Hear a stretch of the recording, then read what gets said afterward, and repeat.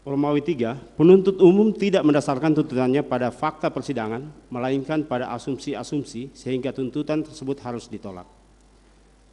1. Tuduhan perselingkuhan antara saksi Putri Chandrawati dengan korban hanyalah imajinasi picisan penuntut umum.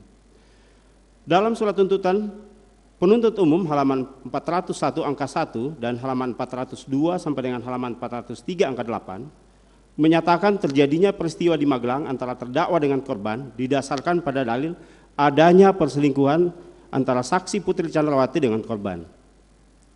Tuduhan penuntut umum hanya didasarkan hasil poligraf yang telah diterangkan oleh ahli Aji Febrianto Ar-Rasyid di bawah sumpah di muka persidangan.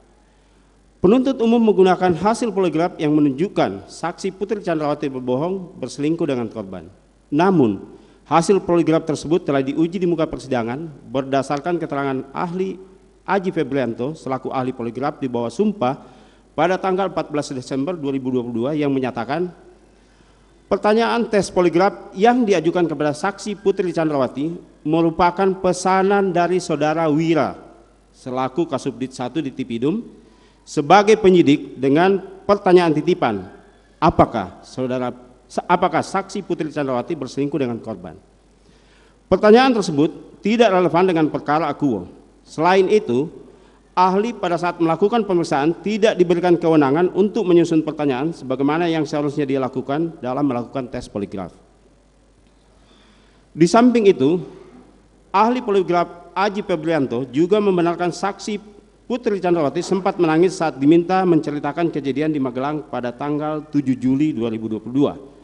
Namun pemeriksaan tetap dilakukan padahal sebelumnya saksi Putri Chandrawati sudah menyatakan keberatan untuk menceritakan kejadian kekerasan seksual tersebut. Karena saksi Putri Chandrawati merasa malu dan tidak nyaman jika harus menceritakan peristiwa tersebut di ruang tertutup kepada dua orang pria yang ketika itu menjadi pemeriksa. Terlebih pada saat itu saksi Putri Chandrawati masih dalam keadaan trauma pasca kejadian. Dengan kondisi psikologis dan emosi yang tidak stabil tersebut, tentunya hasil yang didapatkan dari tes poligraf itu menjadi tidak akurat. Bahwa lebih lanjut, ahli Aji Febrianto selaku ahli poligraf di bawah sumpah di muka persidangan menyampaikan bahwa berdasarkan SOP pemeriksaan, seorang terperiksa terlebih dahulu akan ditanyakan kesediaan menjalani pemeriksaan. Ahli juga menerangkan pada saat pemeriksaan dilakukan terhadap saksi Putri Chandrawati, ahli tidak menyampaikan kepada saksi Putri Chandrawati perihal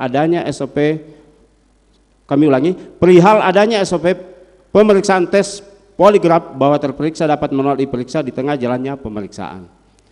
Ahli juga menyampaikan kondisi saksi Putri Chandrawati dalam keadaan menangis saat pemeriksaan dilakukan.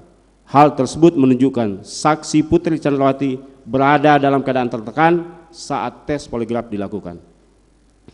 Berdasarkan ketentuan pasal 13 Peraturan Kapolri nomor 10 tahun 2009 yang mensyaratkan pada saat pemeriksaan poligraf terperiksa harus tidak dalam keadaan tertekan. Lalu guna memastikan kondisi saksi Putri Chandrawati dapat didukung dengan riwayat kesehatan terperiksa dan laporan hasil pemeriksaan psikologi. Berdasarkan ketentuan tersebut menunjukkan penuntut umum terkesan sangat memaksa dalilnya dengan menggunakan hasil tes poligraf sebagai alat bukti.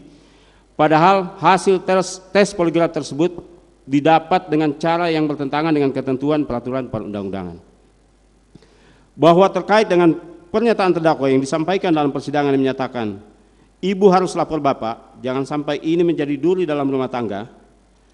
Keterangan terdakwa di muka persidangan pada tanggal 9 Januari 2023, maksud dari perkataan terdakwa tersebut tidak lain karena terdakwa setelah melihat tingkah laku korban yang mencurigakan dan selanjutnya terdakwa bersama saksi Suci mendapati saksi Putri Chandrawati tergeletak, lemas, tak berdaya dengan badan dingin. Kemudian saksi Putri Chandrawati sempat menyampaikan korban sadis.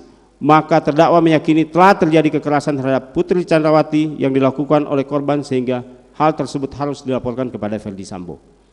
Hal ini berkesesuaian dengan keterangan saksi Susi di muka persidangan pada tanggal 9 November 2022 yang pada pokoknya menyampaikan bahwa saksi Susi mendapati saksi Putri Chandrawati tergeletak di depan kamar mandi dengan kondisi lemas, tak berdaya dengan badan dingin. Dengan demikian, asumsi penuntut umum tersebut tanpa dasar dan menyesatkan karena tidak didasarkan keterangan saksi dan alat bukti yang terungkap di persidangan. 2. Terdakwa tidak memiliki motif pribadi atas terjadinya pembunuhan. Kami ulangi, terdakwa tidak memiliki motif pribadi atas terjadinya pembunuhan terhadap korban.